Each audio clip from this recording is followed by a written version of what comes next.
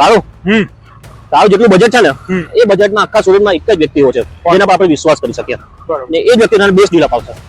કોણ છે? ડીલર કપ્પુ. ચલો ચલો તો એને મળી લઈએ આપણે. મળી લેવું છે ને ભાઈ? હા મળી લઈએ. ચાલો ભાઈ મળી લઈએ આપણે. આજે ભાઈ ડીલર કપ્પુ ભાઈની ઓફિસ આવી ગઈ છે. એ ઓફિસ? હા આજ ઓફિસ છે. ચલો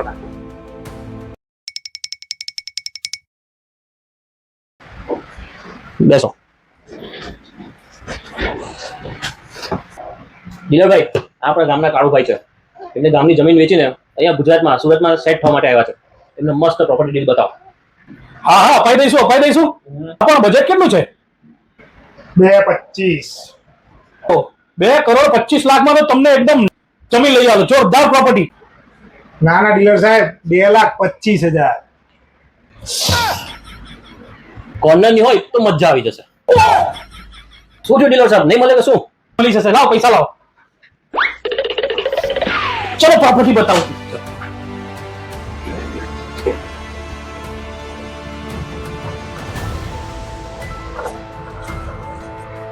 બસ ઉભી રાખો, આવી ગઈ તમારી પ્રોપર્ટી.